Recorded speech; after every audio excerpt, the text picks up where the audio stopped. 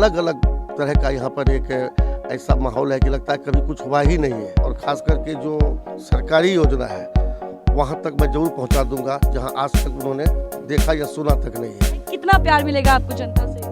बेशुमार, बस 2/3 बहुमत हमको मिलने जा रहा है। उन लोगों के ही तरफ से हम इस बार चुनाव लड़ रहे हूँ। उन्हीं की आवाज़ आई है कि आपको लड़ना है और आप ही को मेरी समस्याओं को दूर करना होगा। नमस्कार, मैं हूं आयुषी मिश्रा और आप देख रहे हैं फर्स्ट बिहार झारखंड। फर्स्ट बिहार की पूरी टीम लगातार अपने चुनावी सफर पर है और ऐसे में वक्त हो चला है गांव की सरकार बनाने का।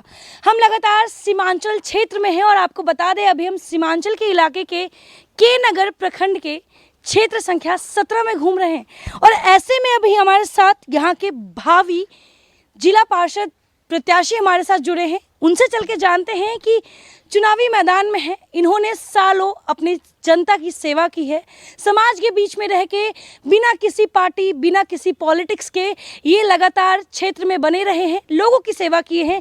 लेकिन अब वक्त हो चला है अब लोगों से उम्मीद करने को और ऐसे में ये चुनाव लड़ रहे हैं।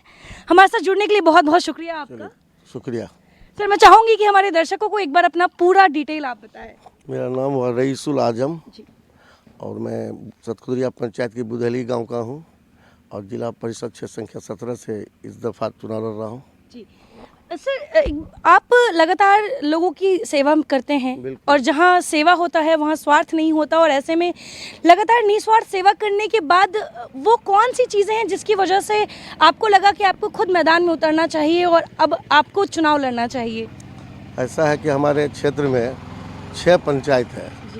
जब मैं विधानसभा के चुनाव में यहाँ घूम रहा था तो ये जो खास करके हमारा क्षेत्र संख्या 17 है जिसमें 6 पंचायत है, इसमें 6 पंचायत में एक मतलब ऐसा लग रहा है कि यहाँ कभी कोई सरकार बनी नहीं या कोई ऐसा नेतृत्व करने वाला कोई नेता नहीं आया हो जिससे हमारे क्षेत्र की समस्या का समाधान हो सकता था। जबकि हम समझते हैं कि ऐसे सरकार में जो सरकार का नारा रहा है वैसी परिस्थिति में जो पंचायती राज के जो यहाँ पर जो भी प्रतिनिधित्व करने के लिए आए हैं या 10 वर्ष से जो हमारे सीट पर जो चुनाव जीत कर हैं उनको चाहिए था बहुत सा ऐसा काम था जो कि अब शायद नहीं रहता। लेकिन आज पता नहीं जनता के बीच हम जब गए देखा तो पता नहीं अलग अलग तरह का यहाँ पर एक ऐसा माहौल है कि लगता है कभी कुछ हुआ ही नहीं है। वैसी परिस्थिति में हमको कहा कि लगता है कि अब इन लोगों से नहीं बल्कि हम खुद अगर आएंगे तो हम निश्चित रूप से यहाँ पर जो समस्या है चाहे वो जिस स्तर का हो उसको हम निश्चित रूप से चाहे जैसे भी हो जो भी करना होगा हम करेंगे, लेकिन इन लोगों को इससे आज़ादी दिलाएंगे। अक्सर ऐसा होता है कि जब जनप्रतिनिधि चुने जाते हैं, चुनने के बाद वो अपनी जनता को ही भूल जाते हैं। वो ये भूल जाते हैं कि जनता ने ही उन्हें बनाया है और ऐसे में जब वो जनप्रतिनिधि बन जाते हैं तो वो अपने आवास में जाके 5 साल आराम करते हैं और जैसे ही चुनाव आता है फिर क्षेत्र में निकल जाते हैं।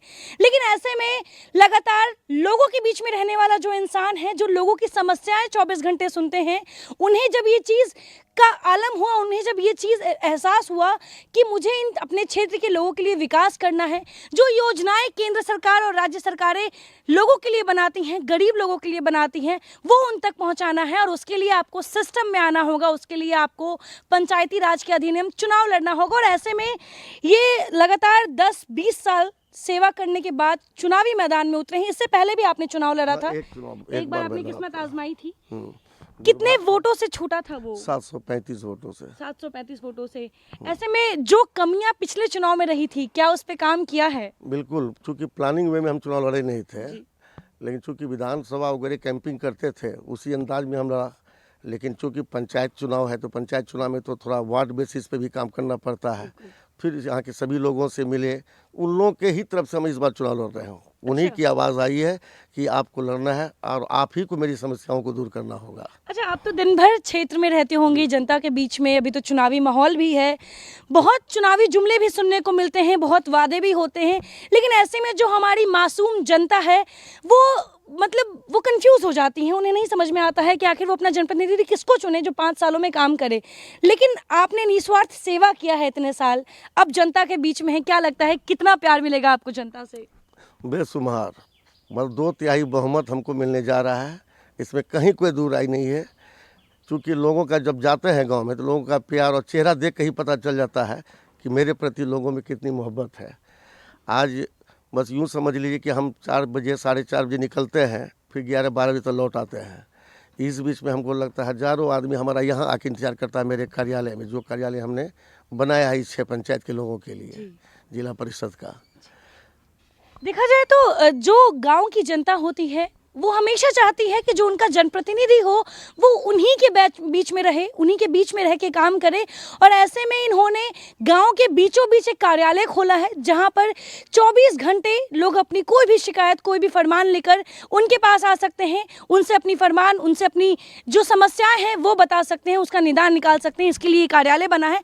लेकिन ऐसे में आपको हम बता दें कि एक आखिरी सवाल, अगर जनता आप पे भरोसा करती है, विश्वास करती है और आपको भारी मतों से जिताती है, तो वो कौन से मुख्य काम होंगे जो सबसे पहले आप करना चाहेंगे अपने क्षेत्र में? देखिए, यहाँ 6 पंचायत का अलग अलग मसला है, प्रॉब्लम भी अलग अलग है, लेकिन सब चीज़ को ले करके और विधानसभा के तर्ज पर यहाँ पर विकास का काम होगा, चाहे वो छोटा हो या बड़ा हो। और ख़ास करके जो सरकारी योजना है वहाँ तक मैं ज़रूर पहुँचा दूँगा जहाँ आज तक उन्होंने देखा या सुना तक नहीं है।